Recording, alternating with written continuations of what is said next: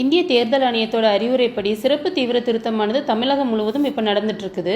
இந்த சிறப்பு தீவிர திருத்தத்தின் கீழே கணக்கீட்டு படிவம் அப்படின்ற ஒரு படிவத்தை நமது வாக்குச்சாவடி நிலைய அலுவலர்கள் நமது வீடுகளுக்கே வந்து வாக்காளர்கள்கிட்ட ஒப்படைச்சிட்டு இருக்காங்க. இந்த கணக்கீட்டு படிவத்தை 2 எண்ணிக்கையில் ஒவ்வொரு வாக்காளருக்கும் வீடுகளில் வந்து கொடுக்குறாங்க.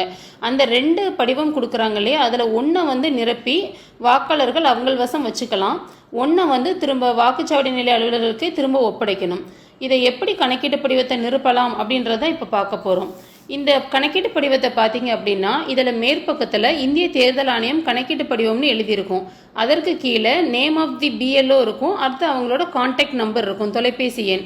ஸோ இந்த தொலைபேசி எண்ணை வந்து நீங்கள் தொடர்பு கொண்டீங்க அப்படின்னா இந்த படிவம் நிரப்புவது தொடர்பான எந்த சந்தேகங்களையுமே அவங்ககிட்ட கேட்டு நீங்கள் தெளிவடைஞ்சிக்கலாம்.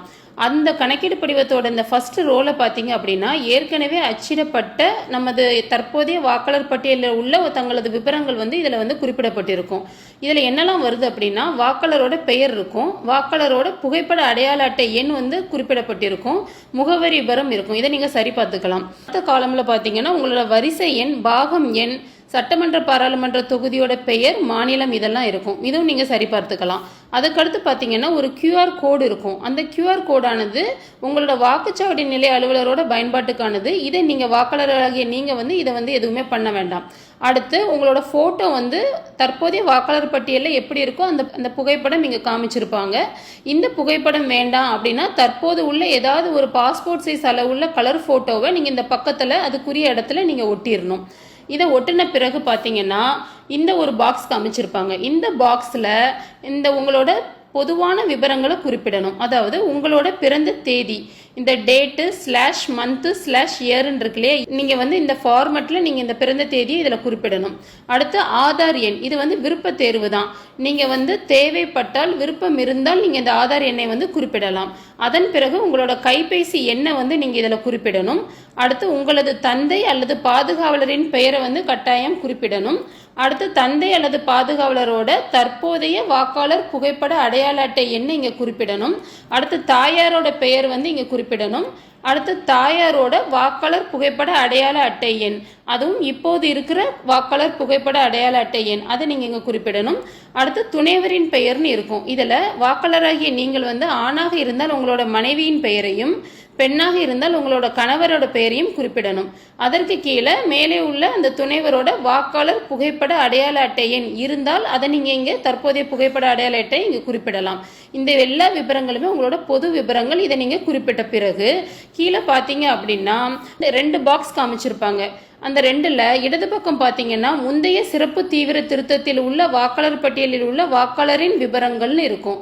2002 சிறப்பு தீவிர திருத்தத்தின் போது உள்ள அந்த வாக்காளர் பட்டியலில் உங்களோட பேர் இடம் பெற்றிருந்தால் நீங்கள் இந்த இடது பக்கத்தில் உள்ள இந்த கட்டத்தில் உள்ள விவரங்களை மட்டும் நிரப்பினால் போதுமானது. வலது பக்கம் பார்த்தீங்கன்னா அதே 2002 நடந்த முந்தைய சிறப்பு தீவிர திருத்தத்தில் உள்ள வாக்காளர் பட்டியலில் உள்ள வாக்காளரோட உறவினர் பெயர், இது உங்களோட வாக்காளரோட உறவினர் பெயரை வந்து அந்த வலது பக்க கட்டத்தில் வந்து குறிப்பிடணும். இப்படி 2 பாக்ஸ் இருக்கும். ஸோ இந்த இடது பக்கம் உள்ளதில் நிரப்புறதுக்கு என்னென்னலாம் விவரங்கள் கொடுக்கணும் அப்படின்றத இப்போ பார்க்கலாம். இதில் முதல்ல பார்த்தீங்கன்னா வாக்காளரின் பெயர்ன்னு இருக்கும். இதில் நீங்கள் மேலே உங்களோட பெயர் இருக்குல்ல, உங்களோட பெயரை நீங்கள் அப்படியே இங்கே எழுதிடுறீங்க. அதன் பிறகு வாக்காளரின் புகைப்பட அடையாள அட்டை எண் 2002ன்னு போட்டிருக்கோம். ஸோ இப்போ உள்ளதை எழுதக்கூடாது. 2002ல் உங்களோட வாக்காளர் புகைப்பட அடையாள அட்டை எண்ணோட எண்ணை வந்து இங்கே எழுதுறீங்க. அதை எழுதின பிறகு உறவினர் பெயர்ன்னு இருக்கும். இது அப்போது உள்ள அந்த 2002ல் வாக்காளர் பட்டியலில் எப்படி இடம் பெற்றிருக்கோ உங்களோட உறவினர் பெயர், அந்த உறவினர் பெயரை மட்டும்தான் இங்கே எழுதணும் நீங்கள். அடுத்து உறவு முறை அப்படின்னு இருக்கும். இதில் என்ன அப்படின்னா நீங்கள் ஃபார் எக்ஸாம்பிள் மேலே உறவினர் வந்து நீங்கள் வந்து தந்தை பெயரை எழுதுறீங்கன்னு வச்சுக்கோங்களேன், இங்கே உறவு முறையில் தந்தைன்னு எழுதணும். அடுத்து மாவட்டம், 2002ல் உள்ள வாக்காளர் பட்டியலில் உள்ள மாவட்டம். அடுத்து மாநிலம் என்னன்றது எழுதணும். சட்டமன்ற தொகுதியின் பெயர்னு இருக்கும். ஸோ அதில் எந்த சட்டமன்ற தொகுதியோ நீங்கள் 2002ல் உள்ள சட்டமன்ற தொகுதியோட பெயரை எழுதணும். அதுக்கு கீழே பார்த்தீங்கன்னா ஒரு 3 விவரங்கள் அந்த பாக்ஸில் கேட்டிருப்பாங்க. இதுதான் ரொம்ப முக்கியமான இது. இதில் ஃபஸ்ட்டு என்ன கேட்டிருக்காங்கன்னா சட்டமன்ற தொகுதியின் எண், பெயர், அதை வந்து கேட்டிருக்காங்க. அடுத்து பாகம் எண், வரிசை எண், இதுதான் நீங்கள் கட்டாயம் வந்து குறிப்பிடணும். இதில் வந்து நீங்கள் விவரங்களை குறிப்பிடுறதுக்கு இதுக்குரிய எந்த விவரங்களுமே உங்களுக்கு தெரிஞ்சிருக்காது. அப்போ நீங்கள் என்ன செய்யணும் அப்படின்னா இந்த கணக்கீட்டு படிவத்தோட பின்பக்கத்திலேயே இதை நிரப்புவதற்கான தகவல் அப்படின்னு ஒன்று கொடுத்துருப்பாங்க. அதில் பார்த்தீங்கன்னா ஒரு இணையதள முகவரி கொடுத்துருப்பாங்க. அதில் voters.eci.gov.in அப்படின்ற ஒரு இணையதளத்துக்குள்ளே நீங்கள் போனீங்க அப்படின்னா இசிஐ நெட் அப்படின்னு ஒன்று ஓப்பன் ஆகும். அந்த இசிஐ நெட்டோட ஹோம் பேஜில் அந்த முகப்பு பக்கத்தில் பார்த்தீங்க அப்படின்னா சர்வீசஸ் அப்படின்னு வலது பக்கத்தில் ஒரு ஓப்பன் ஆகும். சர்வீசஸ்னா சேவைகள்னு ஒன்று ஓப்பன் ஆகும். அதில் பார்த்தீங்கன்னா search your name in last SIR அப்படின்னு இருக்கும். முந்தைய சிறப்பு தீவிர திருத்த வாக்காளர் பட்டியலில் உங்களோட வாக்காளர் பெயரை தேடுவதற்கான ஒரு வசதி தான் இது. இந்த இடத்துல போய் நீங்கள் search your name in last எஸ்ஐஆர்னு கிளிக் பண்ணிங்க அப்படின்னா ஸ்டேட்டை வந்து செலக்ட் பண்ண சொல்லும். ஸோ அந்த செலக்ட் ஸ்டேட்டில் தமிழ்நாடு அப்படின்னு செலக்ட் பண்ணணும். அந்த தமிழ்நாட்டை செலக்ட் பண்ணதுக்கு அப்புறமா ஒரு போர்ட்டல் ஓப்பன் ஆகும். அது என்னன்னா தமிழ்நாடு ஓட்டர் சர்வீஸ் போர்ட்டல்னு ஓப்பன் ஆகும்.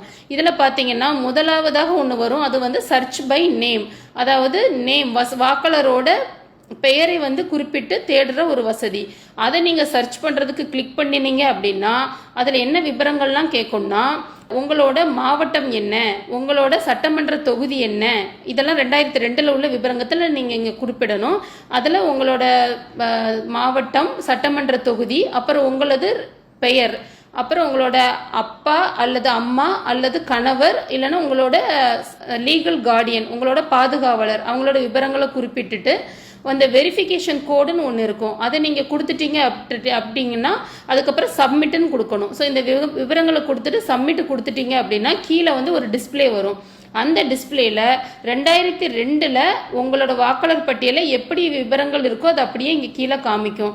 அதில் என்ன விவரங்கள்லாம் இருக்கும் அப்படின்னா 2002 உள்ள எபிக் நம்பர், அந்த 2002 உங்களோட சட்டமன்ற தொகுதி என்ன, உங்களோட பாகம் எண் என்ன, வரிசை எண் என்ன, உங்களது பெயர் என்ன, வாக்காளரோட பெயர் என்ன, வாக்காளரோட ரிலேஷன் உறவினர் பெயர் என்ன, அவங்களோட பாலினம் என்ன அப்படின்றது எல்லாமே வந்துடும். ஸோ ஃபார் எக்ஸாம்பிள் இப்போ உங்கள் பேரை சொல்லி நீங்கள் சர்ச் பண்ணும்போது உங்கள் பெயர்லேயே உங்களோட அந்த பர்டிகுலர் தொகுதியில் ஒரு நிறைய பேர் வந்து லிஸ்ட் ஆகுது அப்படின்னா நீங்கள் எப்படி கண்டுபிடிக்கணும் அப்படின்னா இந்த பக்கத்தில் ரிலேஷன் நேம்னு ஒரு காலம் வரும். அந்த ரிலேஷன் நேமில் எதெல்லாம் வந்து உங்களோட ரிலேஷன் நேமை காமிக்குதுன்றதை நீங்கள் பார்க்கணும்.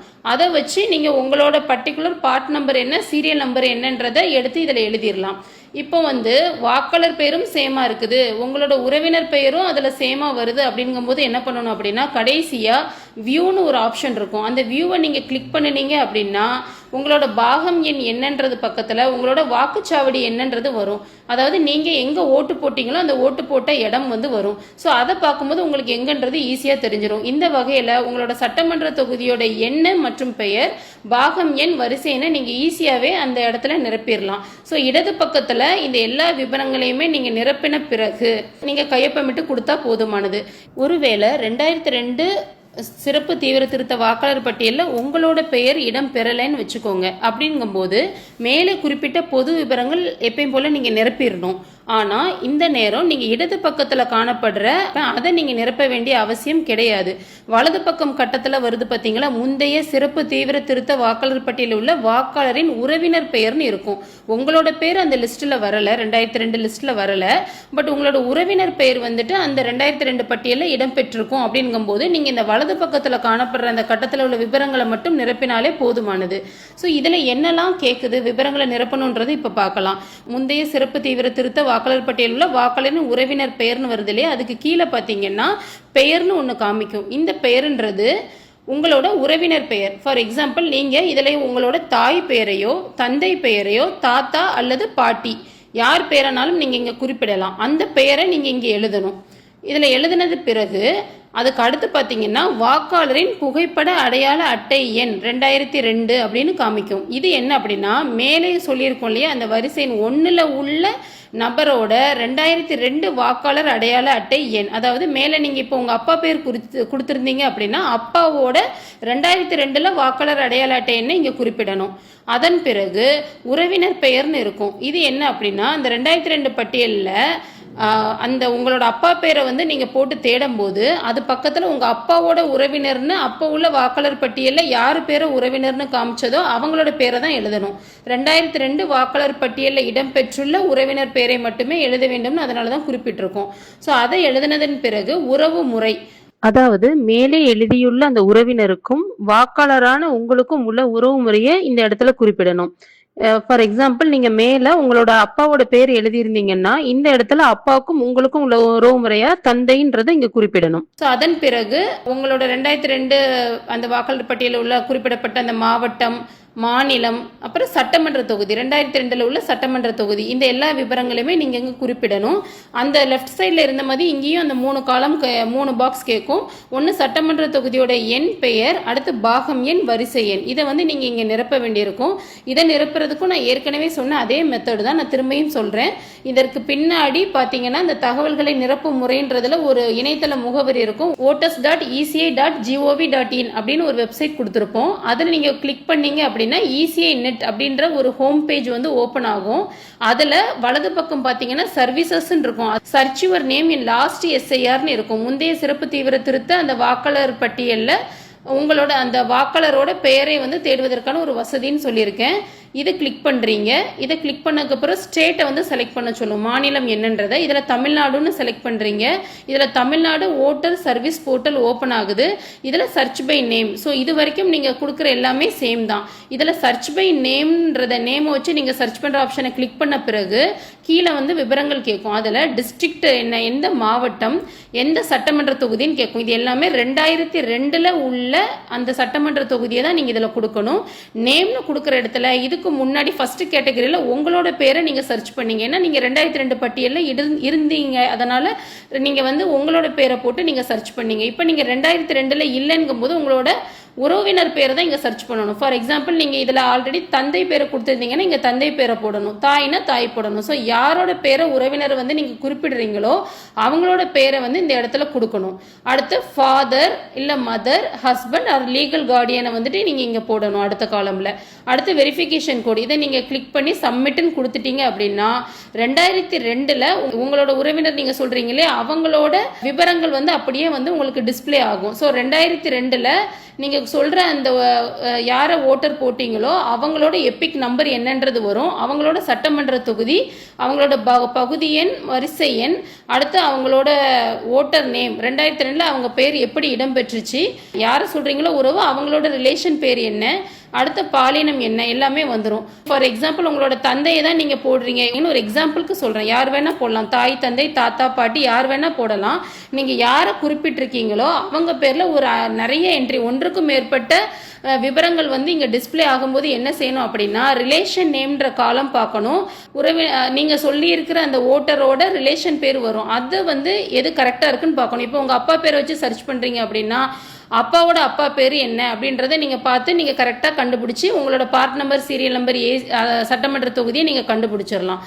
இல்ல அப்பா பேரு வாக்காளர் பேர் எல்லாமே சேமா வருது அப்படின்னா பக்கத்துல நான் சொன்ன மாதிரி வியூ அப்படின்னு ஒரு ஆப்ஷன் இருக்கும். அந்த லிங்க் நீங்க கிளிக் பண்ணீங்க அப்படின்னா அதுல நீங்க வந்து உங்களோட பார்ட் எண் என்ன, அடுத்து உங்களோட வாக்குச்சாவடி வந்து என்னது, ஸோ எந்த இடத்துல நீங்க ஓட்டு போட்டீங்க அப்படின்றத காமிக்கும். அதை வச்சு நீங்க ஈஸியா வந்து எடுத்துடலாம். ஸோ இந்த மேலே உள்ள பொது விவரங்களோட இந்த வலது பக்கத்தில் உள்ள இந்த விவரங்களை வந்து நிரப்பினால் போதுமானது. இவ்வாறு இந்த நிரப்புற முறையானது ரொம்ப ஈஸியான ஒன்று தான். 2002 வாக்காளர் பட்டியலில் வாக்காளராகி உங்களது பேர் இடம்பெற்றிருந்தால் மேலே குறிப்பிட்ட பொது விவரங்களோட லெஃப்ட் சைடில் இருக்கிற அந்த கட்டத்தில் உள்ள விவரங்களை நான் சொன்ன அந்த இணையதளத்தில் போயிட்டு நீங்கள் ஈஸியாக ஃபில் பண்ணி நிரப்பிடலாம். 2002 உங்களோட பேர் இல்லை அப்படிங்கும்போது உங்களோட தாத்தா பாட்டி தாய் தந்தை பேர் கட்டாயம் இருக்கும்.